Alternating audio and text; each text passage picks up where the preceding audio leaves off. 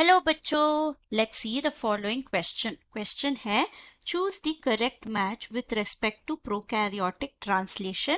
Column 1 में है UTRs, initiation, termination, translocation. Column 2 में है P site of larger subunit of ribosome, RF1 and RF2, EFG efficient translation.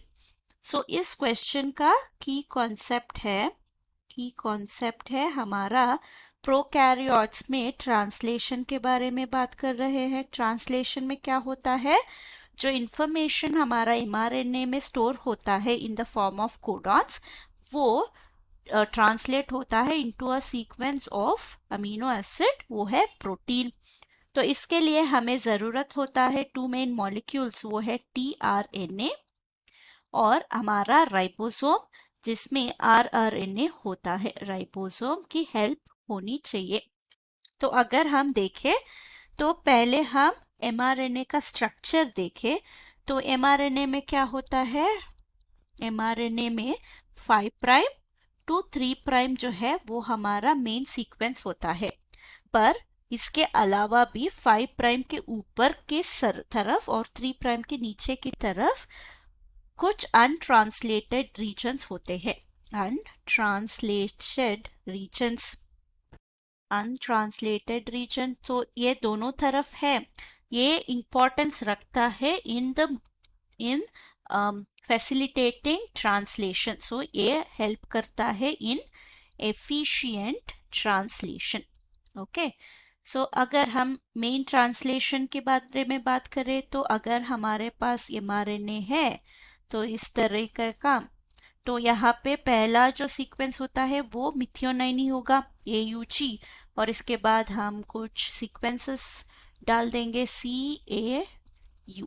So AUG क्या होगा, ये जो है मिथियोनाइन, ये है हमारा mRNA, और हमारा जो राइबोसोम है वो इस तरीके का होगा, बहुत ही बड़ा compare to mRNA I mean strand. तो इस हमारा जो राइबोसोम में 3 रीजन्स होते हैं। तो पहला है जो मिडिल में होता है, मिडिल में एक सेक्शन, बाद में एक सेक्शन और प्रीवियस 1 सेक्शन। तो प्रीवियस सेक्शन को हम E बोलते हैं, मिडिल सेक्शन को P और थर्ड सेक्शन को A बोलते हैं। तो हमारा जो tRNA अभी है P साइट में होगा। तो कुछ यही यहाँ पे हमारा जो मिथियोनाइन का ट्रांसलेशन हो चुका है और नेक्स्ट अमीनो एसिड जो है वो UGC कोडॉन के एंटी कोडॉन ढूंढ रहा है। तो हमारा tRNA जो है वो P साइट पे आके हमारा अमीनो एसिड को मिथियोनाइन के नेक्स्ट चेन में ऐड कर लेगा। तो P साइट है जो अमीनो एसिड को बाइंड करता है। तो इन सब को ट्रांसलेशन होने के बाद क्या होगा, इस tRNA को एक एलोंगेशन यानी ट्रांसलोकेशन करने के लिए भी एक मॉलिक्यूल की ज़रूरत होती है। मतलब ट्रांसलोकेशन मतलब मूवमेंट ऑफ tRNA के लिए भी एक मॉलिक्यूल की ज़रूरत होती है। इस फैक्टर को हम कहते हैं जो हेल्प करता है फॉर tRNA ट्रांसलोकेशन, उसका नाम है EFG।